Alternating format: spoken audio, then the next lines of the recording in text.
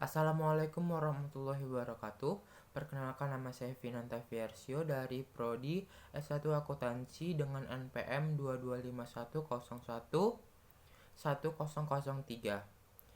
Di kesempatan kali ini saya akan bikin video tentang resume kegiatan PKKMB Unila 2022 dari hari pertama sampai hari terakhir. Oke, di hari pertama PKKMB Unila 2022 yang dengan tema pertama yang yaitu peran kepolisian RI dalam memberantas kejahatan digital yang disampaikan oleh Bapak Yusri dan Yusrin SIKM Medcom. Pembahasannya mengenai Undang-Undang ITE, bentuk-bentuk kejahatan digital dan peran kepolisian, perjudian online, serta peran kepolisian yaitu mengungkap tempat marketing perjudian online dan memblokir situs judi online. Muatan pemerasan ancaman dan hoak. Yang memiliki kepolisian tugasnya atau perannya yaitu memonitoring pergerakan-pergerakan dunia maya dan mengantisipasi manakala ada indikasi bukan pelanggaran. Kesusilaan.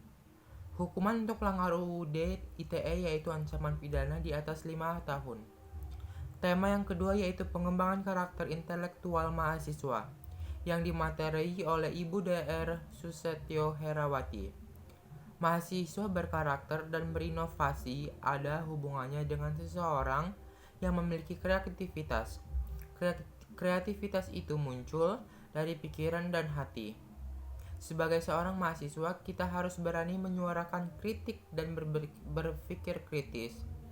Ibu Dr. Susetyo Herawati mengatakan sehebat apapun tempat pendidikan atau kampus kalau dalam kita tidak mau melakukan apa-apa, sama saja atau tidak akan jadi apa-apa.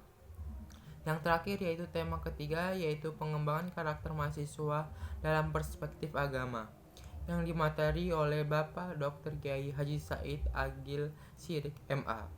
Kita harus bangga menjadi Muslim Indonesia atau Muslim Nusantara karena kita diberikan wadah untuk pengembangan karakter bagi remaja-remaja yang banyak dijumpai dalam ormas-ormas yang tidak hanya dijumpai di negara Timur Tengah saja. Itu adalah rangkuman PKKMB hari pertama. Selanjutnya saya akan menjelaskan rangkuman tentang PKKMB hari kedua. Materi ini dibawahi oleh Wakil Rektor 1 Bidang Akademik yaitu Profesor Dr. Heryandi SHMS. Tema materi yang dibawakan oleh Profesor Heryadi adalah Merdeka Belajar, Kampus Merdeka.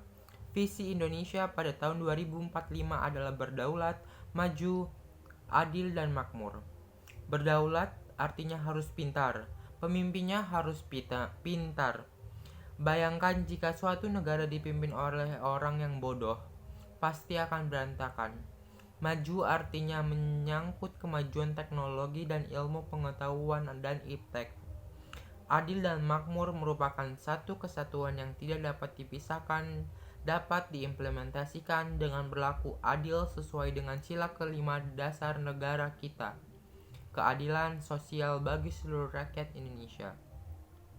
Pancasila menjadi dasar megatrend dunia yang mengandung pilar visi Indonesia pada tahun 2045 yang meliputi A. Pembangunan manusia serta penguasaan iptek. B. Pembangunan ekonomi yang berkelanjutan. Dalam pembangunan ekonomi harus dibarengi dengan menjaga kelestariannya. Jangan sampai kelestarian budaya kita memudar karena pembangunan ekonomi yang maju. C. Pemerataan pembangunan dan infrastruktur. D. Pemantapan ketahanan nasional dan tata kelola pemerintah. Unila sudah memiliki data center standar internasional yang mumpuni. Saat ini bandwidth internet Unila 2,5 Gbps, internasional 1 Gbps, domestik 1,5 Gbps, dan Unila sudah memiliki lebih dari 700 akses point AP indoor. Namun jumlah ini masih dianggap kurang dan diharapkan nanti setiap kelas memiliki akses point atau AP. Demikian rangkuman PKKMB hari kedua. Dan rangkuman PKKMB hari ketiga yaitu adalah ospek fakultas. Berhubung saya adalah mahasiswa FEB, Fakultas Ekonomi dan Bisnis, saya akan merangkum kegiatan PKKMB jurusan saya. Yang satu adalah materi yang pertama adalah peraturan akademik dan plagiarisme yang dinarasumberi oleh Dr. Erni Hendrawati SE, MSI selaku Wakil Dekan Bidang Akademik dan Kerjasama. Mahasiswa akhirnya mengetahui peraturan akademik dan plagiarisme itu apa yang ada di Universitas Lampung, khususnya bagi mahasiswa FEB. Materi kedua yaitu Kode Etik dan Fasilitas Mahasiswa yang dinarasumberi oleh Dr. Agrianti Kumalasari SE, MSI AKT CACMA selaku Wakil Dekan Bidang Umum dan Keuangan. Mahasiswa menjadi tahu kode etik dan fasilitas mahasiswa apa saja yang Fakultas Ekonomi dan Bisnis FEB Unila ada dan mahasiswa gunakan.